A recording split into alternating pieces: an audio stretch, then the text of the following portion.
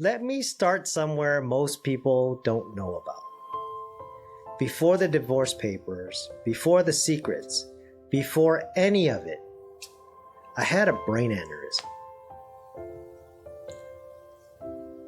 10 days. That's how close it was. And I want to tell you what happened to a person when they are 10 days from death. The noise stops, all of it. The stories you've been telling yourself, the roles you've been performing, the version of your life you've been maintaining for everyone else's comfort. Gone, quiet, and what's left is just what's actually true. What was actually true was sitting right there in that hospital room with me. The marriage was toxic. Not complicated, not a rough patch. Toxic. 7 or 8 years of it, arguments that never resolved, rage that didn't have a bottom. Name calling, finger pointing, two people who had stopped seeing each other a long time ago, still sharing a house, still calling it a marriage. The aneurysm didn't damage my life. It showed me what I was already living. Here's what I understood lying in that hospital. I had believed I was loved. I had believed that whatever was wrong between us, the love underneath was real, unconditional and solid. The aneurysm taught me otherwise.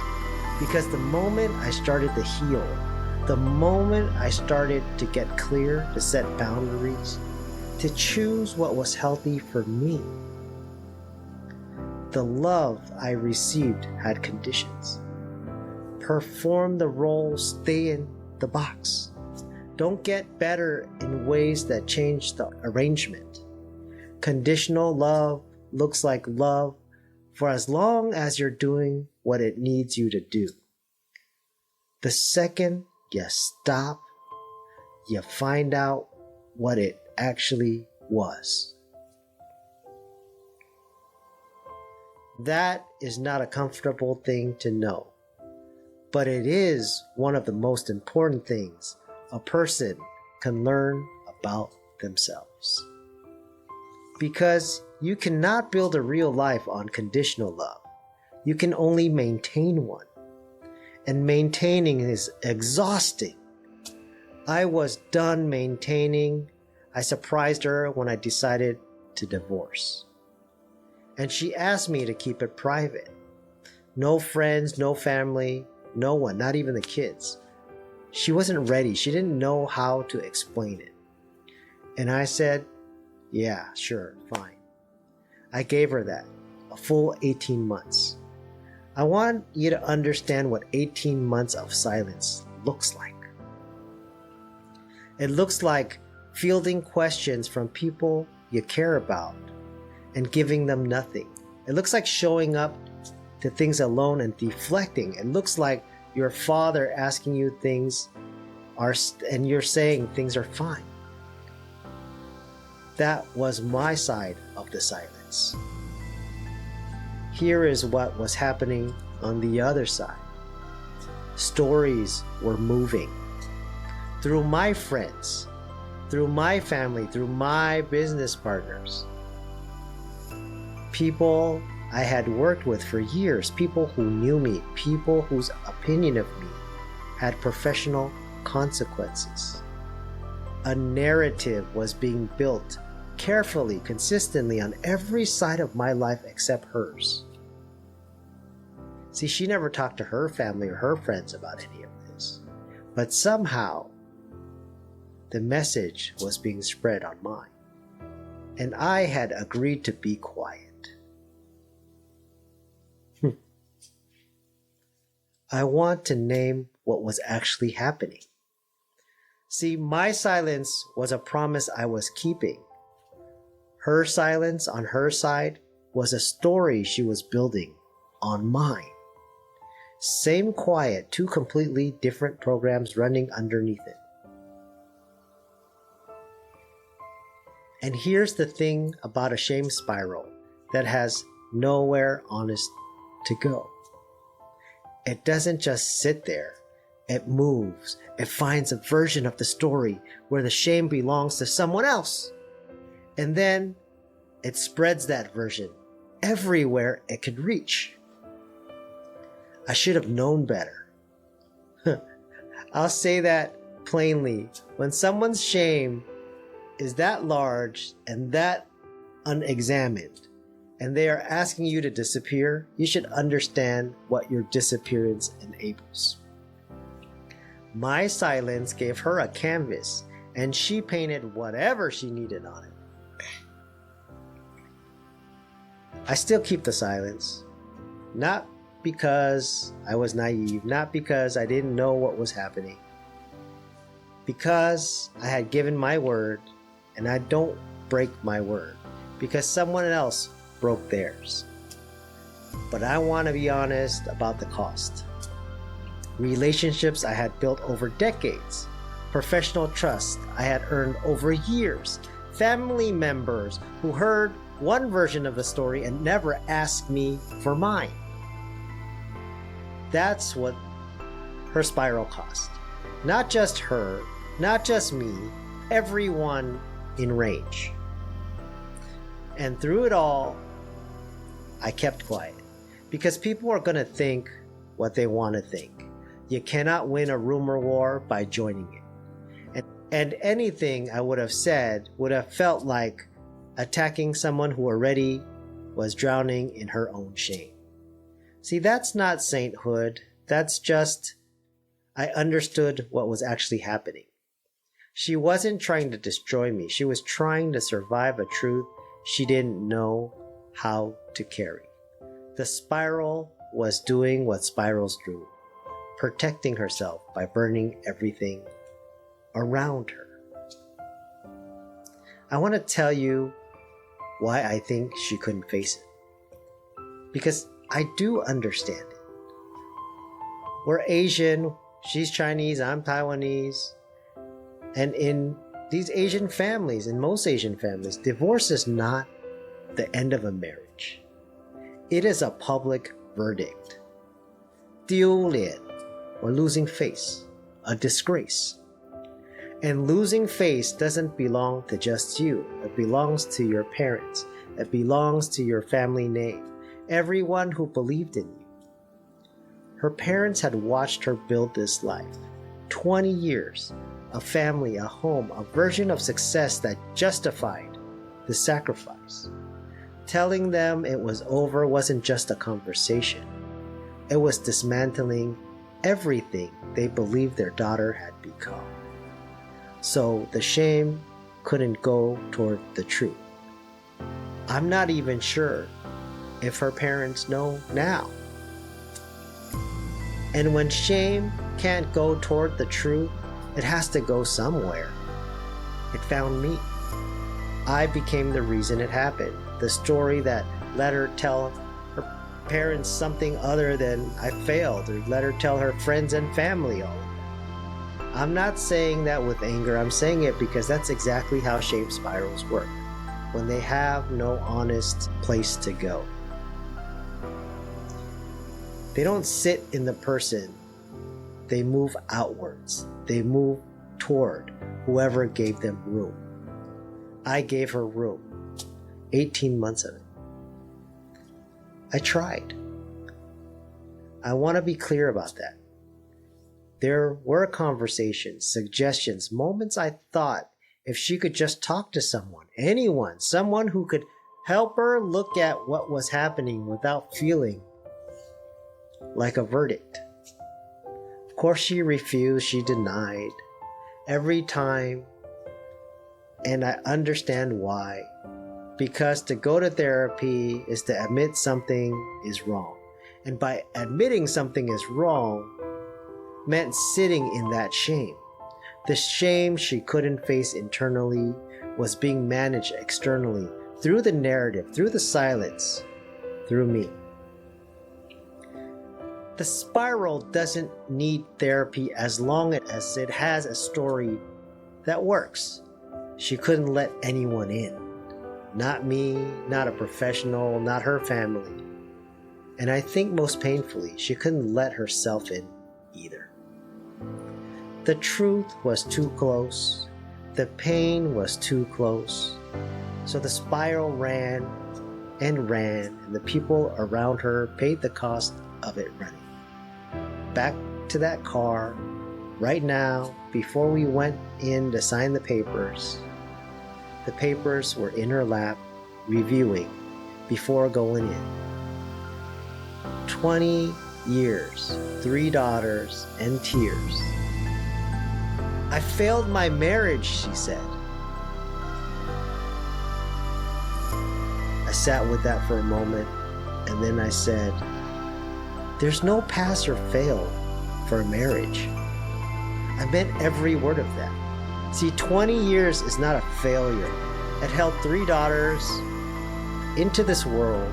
It held whatever love we had for as long as we both had it. Marriages don't fail, they end. And sometimes the most honest thing 2 people can do is to stop pretending the ending isn't already there.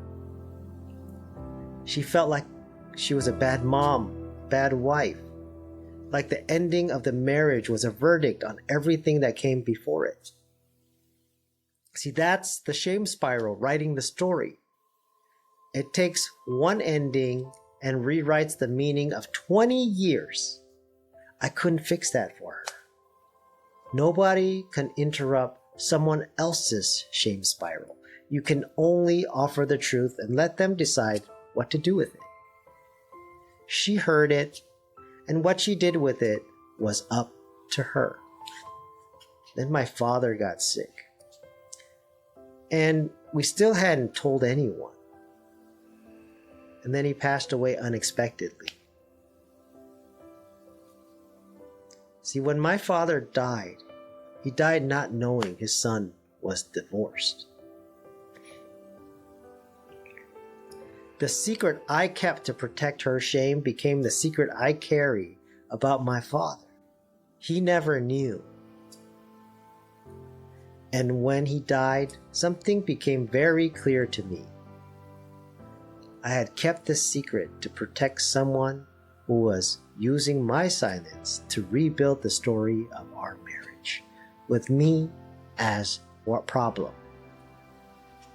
And my father, who deserved to know his son's life, went to his grave without the truth. That was the moment. No more secrets. Not one more day. Not one more relationship. Not one more person in my life hearing a version of my story that I had no hand in writing. I decided to live out loud as myself. I decided to date again, to find out what love looks like when it doesn't have conditions. That was the permission I gave myself on the other side of my father's grave. The second I found someone new, my ex went no contact. And with the pressure, my daughters followed.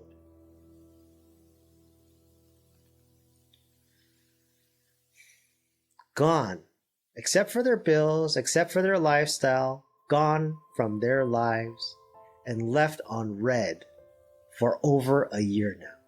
The people I had stayed quiet for, the people I had kept the secret for, the people I had given 18 months of silence, while my friends heard stories about me, while my families heard stories about me, while my business partners heard stories about me.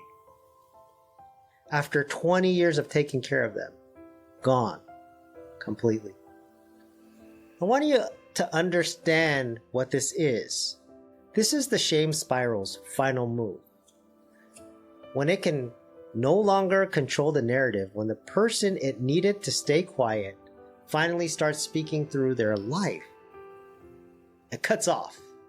Not because genuine hurt, not because I had done something wrong, because my happiness was proof that the story wasn't true, that the spiral cannot survive proof.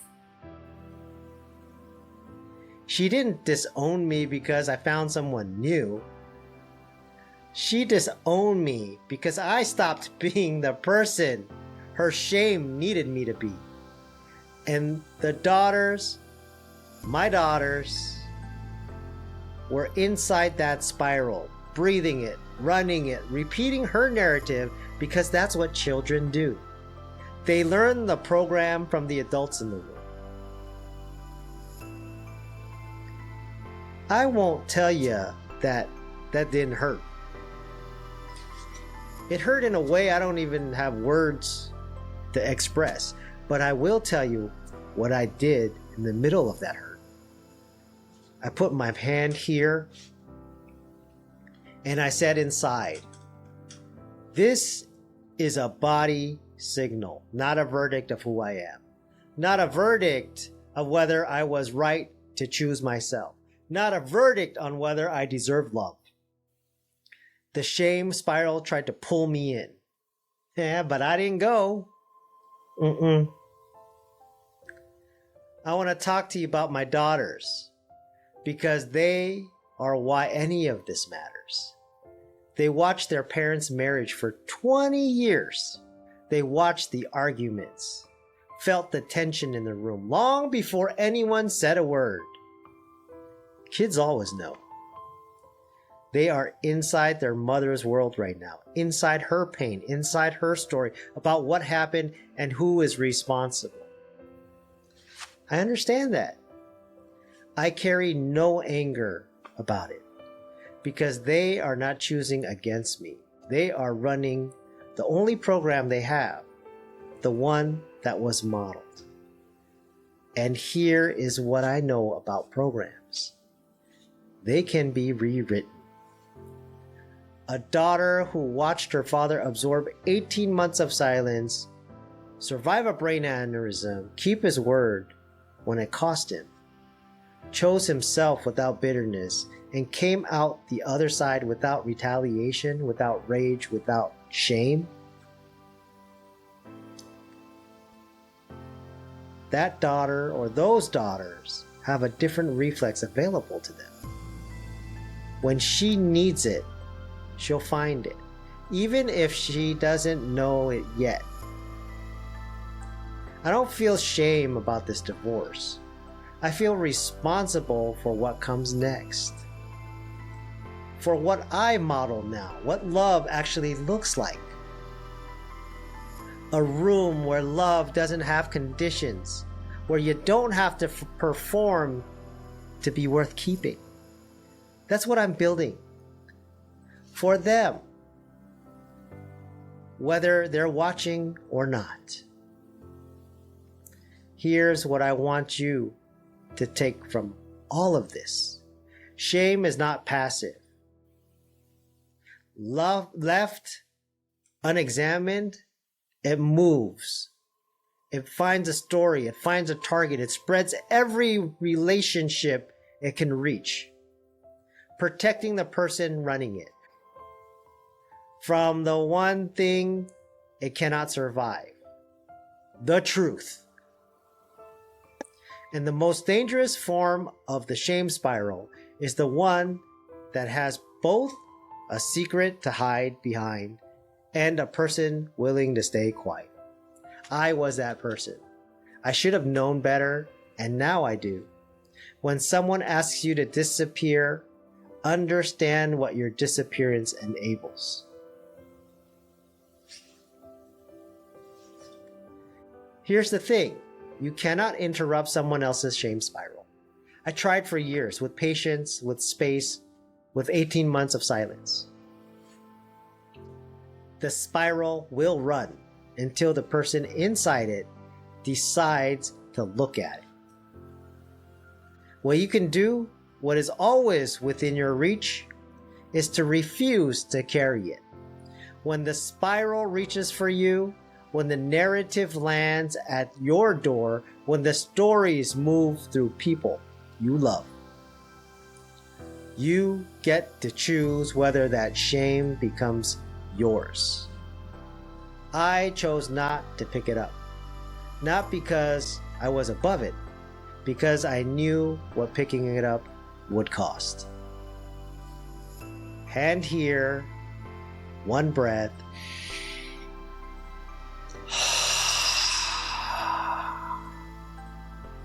This is a body signal, not a verdict. And then choose.